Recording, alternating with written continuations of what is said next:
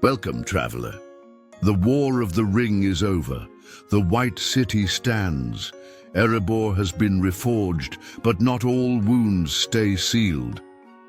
In the far north, beneath the cold stones of Mount Gundabad, an old fire stirs, one that was never truly quenched.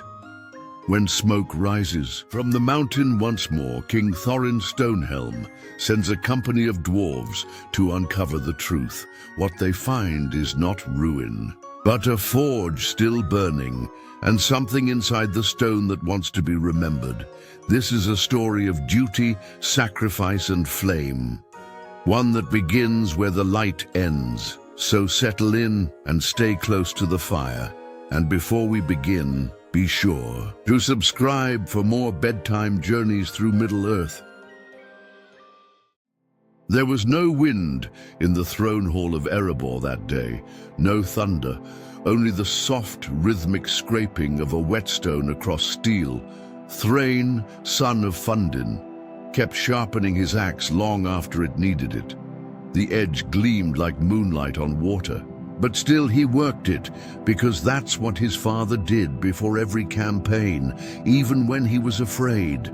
Especially when he was afraid. A door creaked behind him. The throne room had changed since the war. King Thorin Stonehelm sat beneath, banners stitched with new gold, but his brow had aged 10 winters in half as many years. He looked at Thrain with the face of a king, but the voice of kin. They're late. Thrain stood.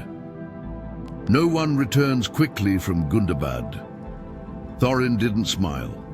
3 days earlier, a raven had come from the watchpost at Eisencrag. The message was brief, blunt. A dwarf patrol sent to monitor Mount Gundabad's ruins hadn't returned. The last words written, "The mountain smokes." Now, a decision had to be made. Thorin made it before the fire in the hearth had cooled.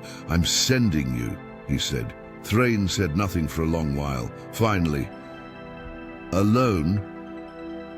You'll take 3, maybe more, if they answer the call. And if we find what we fear," Thorin stood, walked to the throne, pressed a palm against the stone wall of the fallen, where the names of Thorin Oakenshield, Balin, and Dwalin were carved deep. "Then you come back and seal it. Or don't come back at all." Thrain left that night. By morning, the company had gathered at the edge of the mountain. There was Doril, a thick-bearded axe hand with a limp, famous for surviving 5 goblin ambushes and complaining through all. Of them, Bruni, once a stonemason, now a warrior, silent, focused, arms like chisels, a man who carved his beard shorter than his axe. And Corey, youngest of them all, lean and quiet-eyed. A scout raised in the high snow passes, he had the ears of a fox and the eyes of an eagle, spoke only when needed, and never said the same thing twice. They left Erebor beneath a grey sky. The wind shifted as they passed Ravenhill. Birds did not follow them. The path to Gundabad was long, winding through the cold marches of Forodwaith. Snow lay in thick crusts atop stone. Wolves howled in the distance, but never came close. Something older had claimed the air. On the 4th night, they camped just outside the ruins of an old dwarven outpost near Dungrin's Gate, a fortress long since buried in avalanche. Thrain stared into the fire while Doril grumbled about his knees. Corey returned from the ridgeline, face pale. "No orcs," he said quietly. "No goblins." Corey shook his head. "Just smoke." They reached Gundabad on the 6th day. The mountain loomed like a wound in the world, jagged, ash-streaked, black as the void between stars, and from its broken crown, smoke, black, steady, unnatural. The front gates stood half-collapsed, Old war scars marked the stone from the days when Azog's kin fled before the free peoples. Bruni knelt beside the entrance. "Look here," he said. "Steel drag lines." Thrain joined him. A set of massive grooves had been carved into the stone. Not by time, but by tools. Corey ran a gloved hand along the edge. "These weren't made by goblins." "No," said Doril, voice low. "They were made to move something." They lit their lanterns and went in. Inside, the air was warm. Too warm. No drafts, no dripping water, just heat, thick and heavy, clinging to the skin.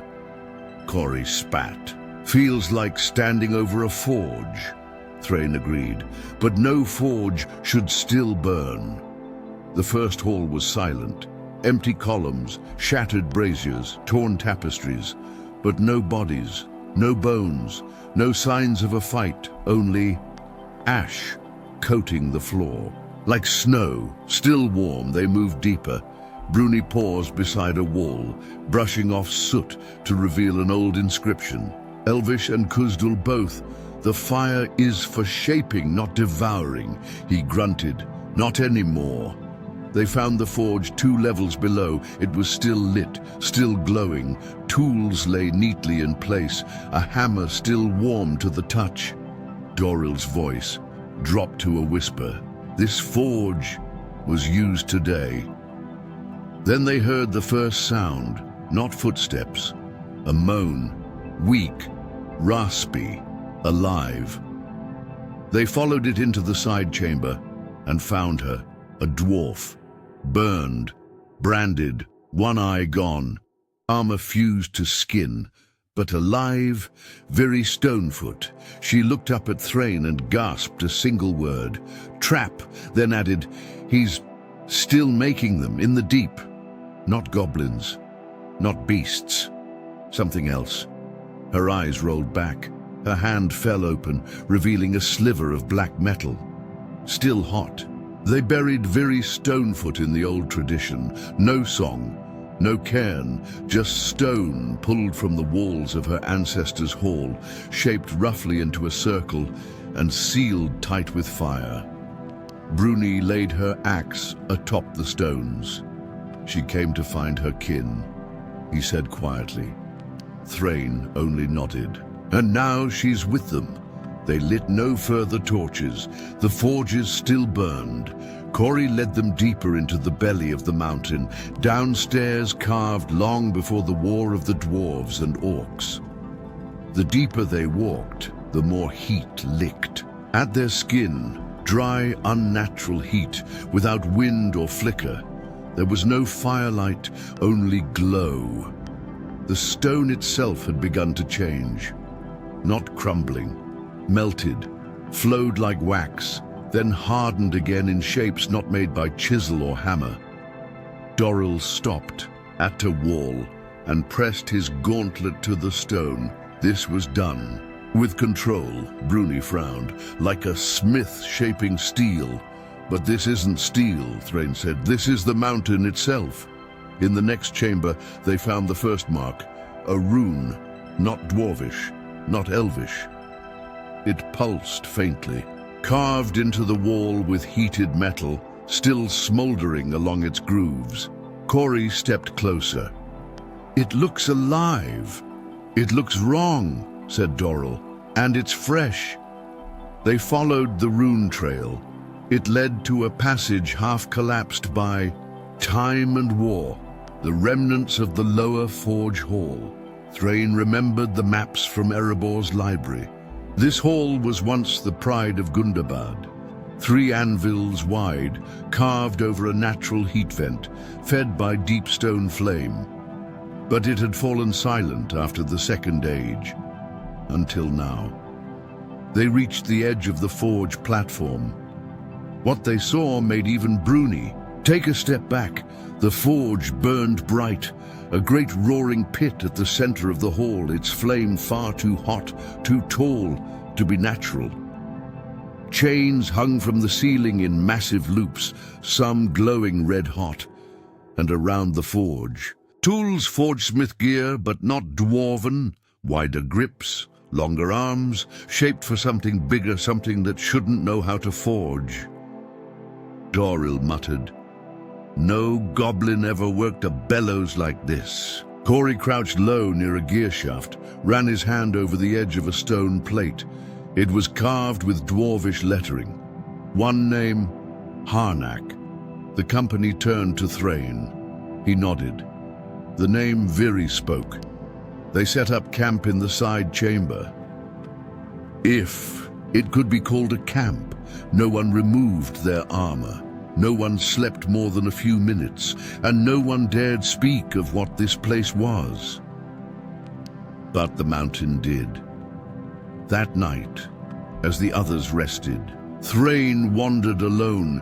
He returned to the forge, to the heart of the heat. He knelt beside the fire and stared in, and that's when he saw it. Not a reflection, a shape. Moving behind the flame, a silhouette, broad, heavy, slow, forging. The hammer rose and fell and rose again. He stepped back, heart pounding, and turned, and stopped cold. Bruni stood in the hallway, eyes locked on the flame. "He's still making them," Bruni whispered. Thrain nodded. "We need to know what." They woke the others before dawn and descended. The stairs down were cut sharp, too wide for dwarven boots, the stone blackened by heat. The smell of oil and scorched ore grew stronger the farther they went. Then they found the first sign. Not a goblin, not an orc, a body, or what remained of one. Half dwarven, half armored, fused into the wall. Still breathing when it happened by the look of the fingers, curled tight into the stone as if trying to claw free. Doril swallowed hard. "This isn't forging," Corey whispered. "It's binding." They pushed on, past ruined antechambers, shattered forges, and now drag tracks that had claw marks etched deep into the stone. Marks of struggle, of slaves. They reached a bridge. It spanned a wide chamber filled with low, flickering light. Below, furnaces glowed through iron grates. Chains ran like veins through the floor. Massive mechanical hammers pulsed in rhythm. And across the bridge, a door, sealed in black steel, etched with a rune Thrain had never seen until now. The same rune burned into Viri's back. He stepped onto the bridge. The metal groaned. Then, from the forge below, a chain snapped, and something rose, a molten olog high, plated in black iron, eyes glowing red, arms thick as stone columns. Steam poured from vents built into its armor. It roared, and the chains screamed as it surged toward the bridge. Thrain shouted, "Blades ready!" The dwarf company engaged, axes ringing off its armor, sparks flying in every direction. Doril was knocked to the edge, but held. Bruni looped a chain around the creature's leg, pulled, and brought it to one knee. Corey leapt forward, driving, his short blade into the soft gap beneath its shoulder, and Thrain struck the rune etched into its chest, once, twice, and on the third blow, the armor shattered. The beast collapsed, steam hissing from its back like a broken kettle. The forge. All fell quiet again, but in the distance, that hammer still pounded. The Olog High's corpse still hissed in the heat, but the glow had not faded from the rune etched in its chest. Thrain knelt beside it, brushing away cooling metal. The mark was fused into the flesh, not tattooed, not carved, branded, still warm, still. Pulsing behind him, Doril sat with his back against a cracked pillar, bleeding from the brow. That thing wasn't wearing armor, he muttered. It was the armor, Bruni grunted, wiping blood from his axe, and it didn't feel pain. Corey stood silent, staring at the rune. He had seen something during the fight. Not fear in the creature's eyes, but obedience, like a forge hound. waiting for command. They crossed the ruined bridge slowly, wary of more traps or chained horrors. Beyond the black door lay a long, sloping corridor, cut deeper into the mountain's root. Here, the heat thickened, not sweltering but concentrated, purposeful. The walls were newly carved but not with hammers, melted, sculpted by fire, and hardened again. Corey ran a hand along the curved groove in the wall. It's shaping the mountain like clay. Bruni nodded grimly. Then something in here knows how to use fire like a chisel. They found a hall full of suits of armor, dwarvish in style, but wrong in proportion.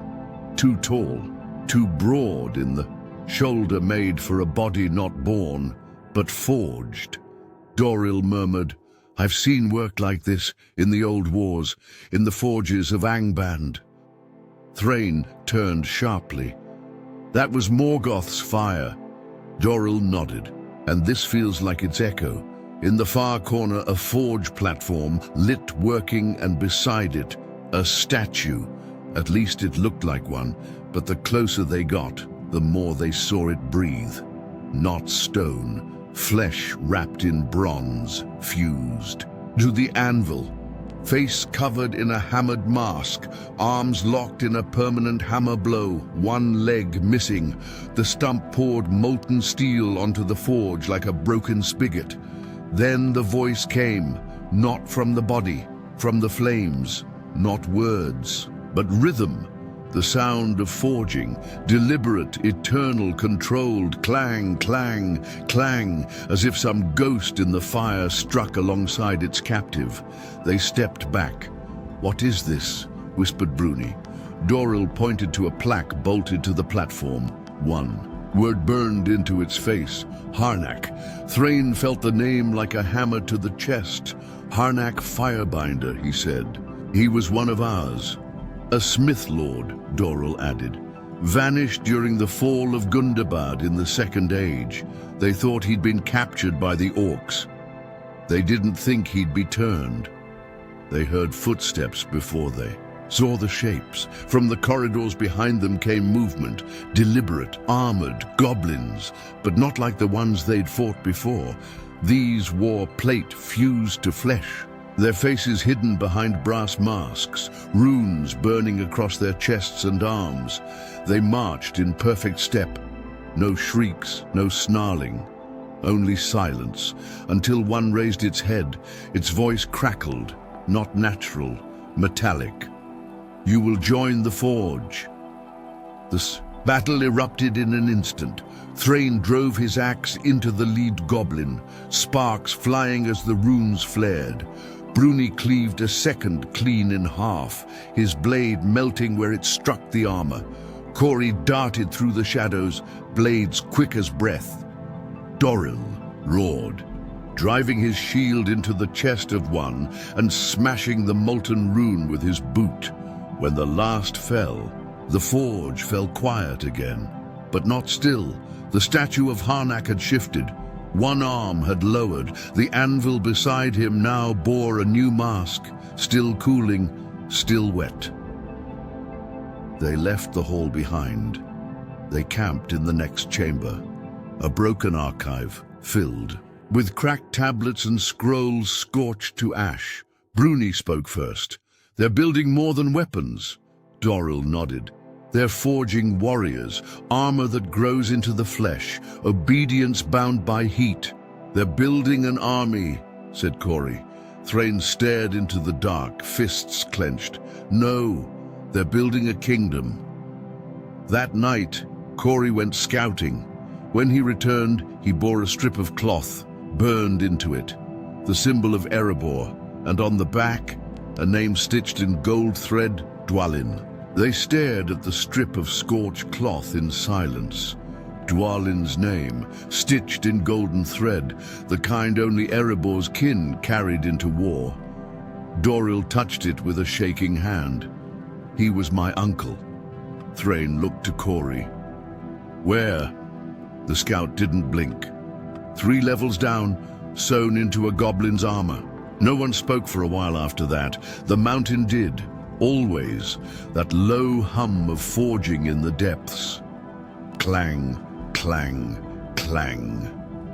They descended again, deeper than any dwarf had gone in generations. Each level grew warmer, the stone glossier, glazed. Over like cooled magma, they passed halls of twisted gearwork, corridors with breathing walls, expanding and contracting as if the stone itself exhaled. In one chamber, they found helmets lined in gold, not for protection, but crown-like, made to burn runes into the flesh of the wearer. Submission masks, Bruni muttered. Doril spat. Not armor, branding. And then they reached the antechamber.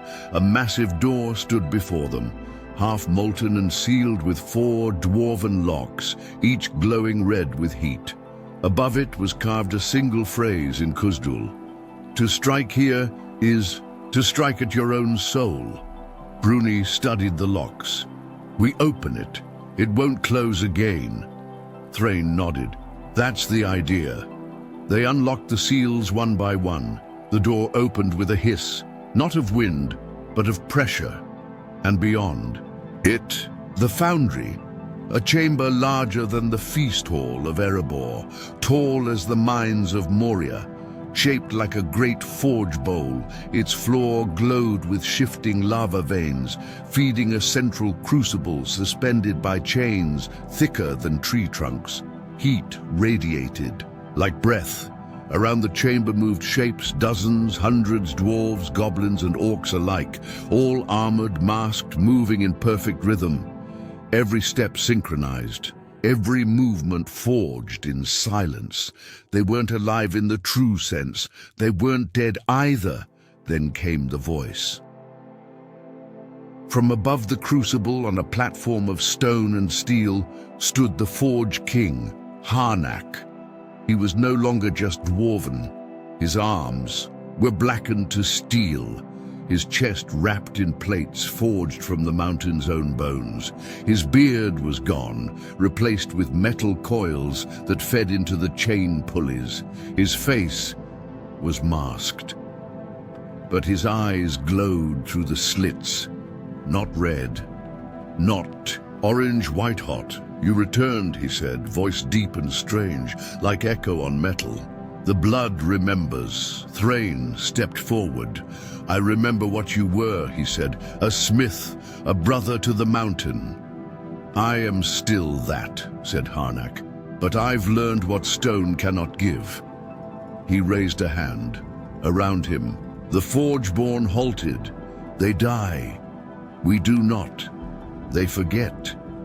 We are eternal. Bruni whispered. He's mad. Harnack turned his eyes to him. I have not broken, he said. I have been tempered. He stepped forward.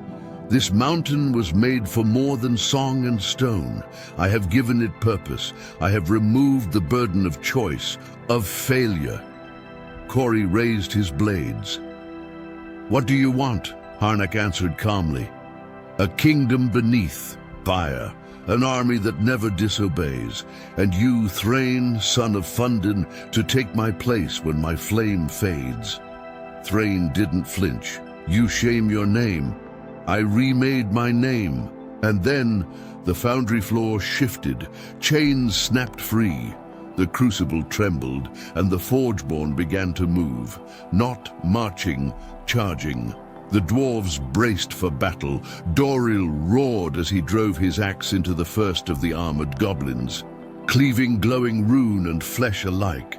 Bruni held the left flank, swinging his hammer with thunderous rhythm. Corey danced like wind between the columns, slicing open knee joints, pulling helmets from charred bone. Thrain went forward, straight toward Harnack. They clashed on the central bridge above the crucible. Axe met hammer. Steel sparked against steel. Harnack struck with inhuman strength. Every blow ringing like a bell across the chamber. You cannot stop what has already begun, he growled. Thrain answered with a blow to the mask. It cracked. Beneath, a glimpse of what was left, half-burnt flesh, an eye, not mad, sad, you. "Let it consume you," Thrain said. "I let it reforge me." With a final swing, Thrain drove his axe through the anvil beside Harnack, breaking the flow of molten steel. The chamber lurched, the crucible overflowed, the floor buckled. Harnack staggered, then looked down at the lava rising. "You'll kill them all." "No," Thrain said. "You already did." He grabbed the broken crown mask from the floor and leapt from the bridge, into the chains, onto the crucible. He wrapped the mask around the flow valve and jammed it shut. The pressure built. The forge screamed. Above, the dwarves fled. Bruni dragged Doril through a side passage, blood on his leg. Corey stayed to fight until the last second, then turned as the heat rose like a wave. They reached the surface, and the mountain shook. The mountain roared, not with voice nor with flame alone, but with 1,000 years of molten pressure finally loosed. The forge ruptured, the chains failed, and Thrain was gone. From the upper chambers, Corey and Bruni watched the crucible collapse, dragging its platform into the lava pit below. Stone and steel screamed in protest. Fire gushed through vents once meant to breathe warmth, now bellowing destruction. Gundabad was dying, and with it, Harnack's dream of a kingdom without blood. Bruni slammed a gate behind them, sealing off the rising heat. He turned, face dark with soot. "We need to move." Corey didn't speak. He was staring down the tunnel. His ears twitched. Footsteps, but not armored, not goblin, not orc. One man, Doril, dragging himself through the smoke. Blood trailed behind him, but he still held his shield. "I saw him," Doril rasped. Bruni rushed to him. Corey caught Doril's shoulder before he fell. "Thrain? He broke the anvil," Doril said, "and closed the valve." He shook his head slowly. Didn't leave himself enough time to run. No one said a word. The fire behind them wailed, not like destruction, but like mourning. They reached the exit shaft an hour later, half collapsed, smothered in heat. The air was thick, choking, but it held the scent of freedom. Above, light, pale and grey, but light nonetheless. They emerged onto the cliffs of Gundabad, just as the forge tower caved in. From below, a final bloom of flame shot skyward, then vanished into smoke, a mountain of power, ambition, and memory, now sealed beneath ash and stone. They didn't speak until they saw the sun. Bruni lowered his hammer, Corey fell to one knee, and Doril removed his helmet for the first time in 3 days. "I never liked him," Doril said. Silence. Then, "But he had the makings of a king." They returned to Erebor 7 days later, their faces hollow, their steps slow. The mountain guards asked no questions. The story was written in soot and scar. In the great hall, King Thorin Stonehelm stood beside the stone wall of the fallen. He did not speak. Not when he saw Doril's limp. Not when he saw Bruni's cracked shield. Not even when Corey placed Thrain's scorched helmet at the foot of the wall. He stepped forward and carved a name. Thrain, son of Fundin. Broke the anvil, sealed the flame guardian of the deep. The sound of the chisel echoed through the hall like a funeral bell. Winter set in early that year.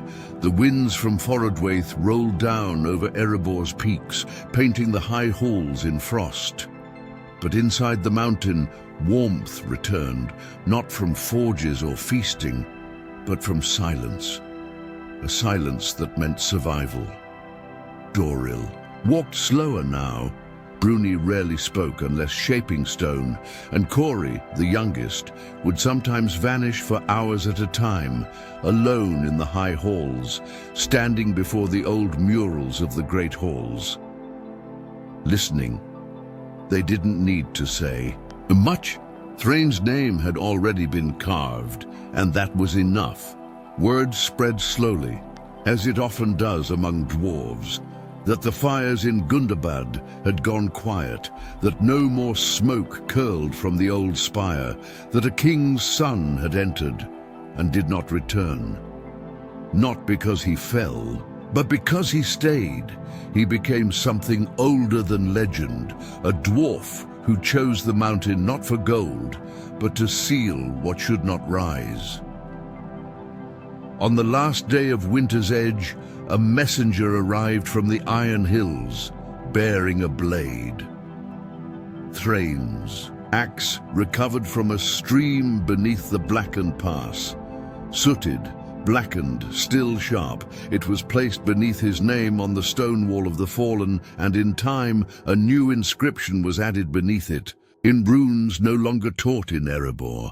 He who strikes the flame and does not turn away holds the forge forever. The halls quieted again, and the people remembered. Not just Thrain, but the truth he had uncovered, that some dwarves forge weapons and some forge silence. Corey became a captain of the scouts. Bruni returned to the Masons Guild, shaping tombs and halls. Doril took up watch again in the northern outposts. Old bones, old wounds, but a new light behind his eyes. Years passed, and one day a child asked Doril at the fire, "Did Thrain slay the monster?" He paused, then shook his head. "No, lad. He became the hammer that stopped it."